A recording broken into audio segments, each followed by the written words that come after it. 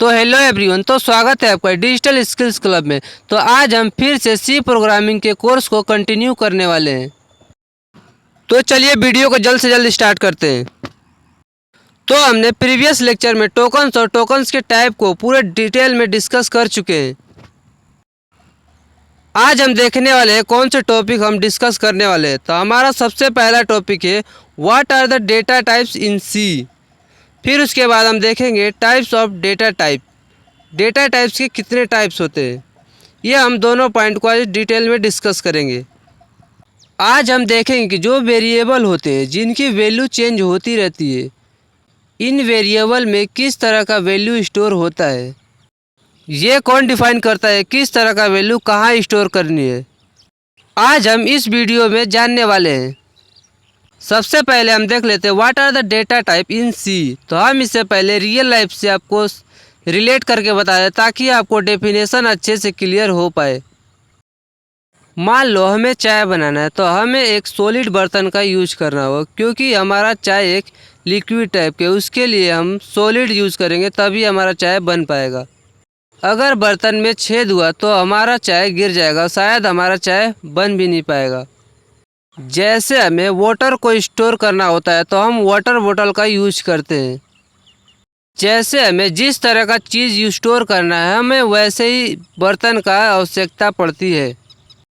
हम सब्जी रखते हैं तो हम ऐसे बर्तन में रखते हैं जिसमें पहले से ही थोड़ा थोड़ा गैप हो ताकि हमारी सब्जी खराब ना हो।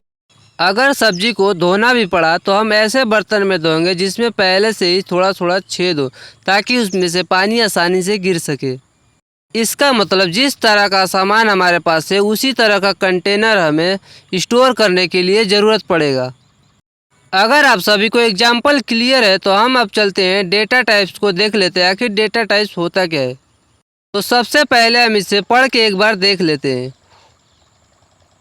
Data type in C tells what kind of the data a variable can store and how much memory it will use. Data type बताता है कि वेरिएबल में किस तरह का वैल्यू स्टोर होगा और मेमोरी में कितना स्पेस ऑक्यूपाई करेगा। मैं डेटा टाइप के कुछ एग्जाम्पल दिखाता हूँ ताकि आपको अच्छे से समझ आ सके। तो हम देखेंगे कि पहला एग्जाम्पल है हमारा int age is equal to 18। इसका मतलब है हमारा एज जो वेरिएबल है उसमें 18 जो कि एक इंटीजर वैल्यू है। तो इससे पता चल रहा है कि एज वेरिएबल में हमारा 18 वैल्यू जो है स्टोर है वो भी इंटीजर वैल्यू है। देख लेते हैं अगर हमें डेसिमल नंबर अगर स्टोर करना है तो हमें किस तरह का डेटा टाइप यूज करना पड़ेगा। हमें फ्लोट नाम का डेटा टाइप को यूज करना पड़ेगा डेसिमल नंबर को स्टोर करने के लिए। ये तो मान लो हमें वैल्यू को स्टोर करना तो हमने कर दिया। तो अगर हम अल्फ़ाबेट को स्टोर करना चाहें तो कैसे डेटा टाइप का यूज करेंगे। अगर हमें कोई भी कैरेक्टर स्टोर करना है तो हम कैर नाम के डेटा टाइप को यूज करेंगे। तो कैर हमारा डेटा टाइप और नेम जो है वेरिएबल है जिसमें हम जी लेटर को स्टोर कर रहे हैं, वो भी डबल कोष्टक में लिखेंगे और हमारा। तो अब हम देख लेते हैं कि types of data types. Data types के कितने टाइप होते हैं हम एक बार ये देख लेते हैं। तो आज हम डेटा टाइप के 3 टाइप डिस्कस करेंगे।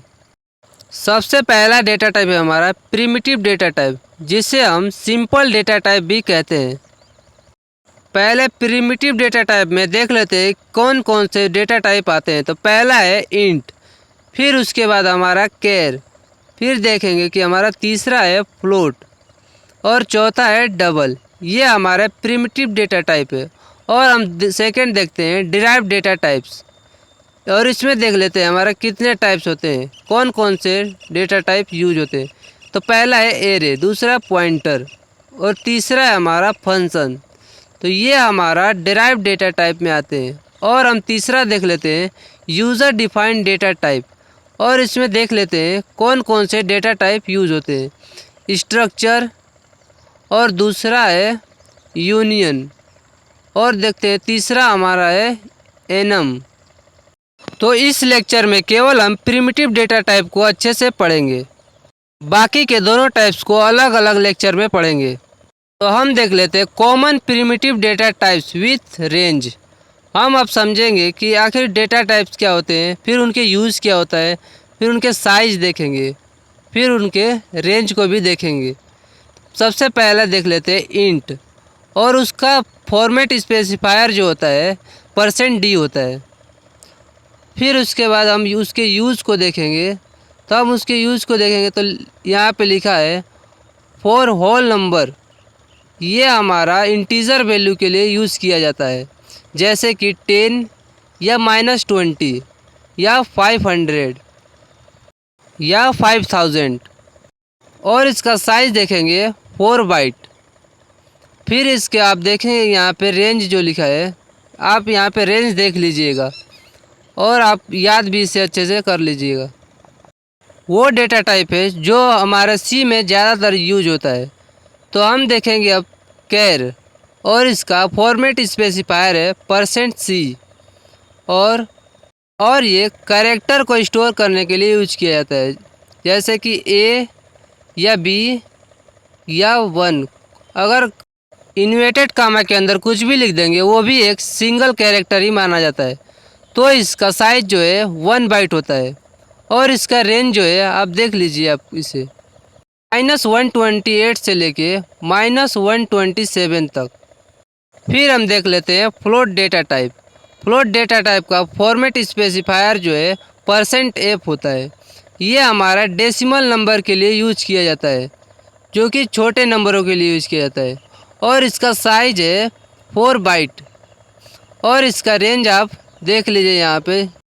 और इसका रेंज जो है 3.4e-38 टू 3.4e+38 इसका रेंज है।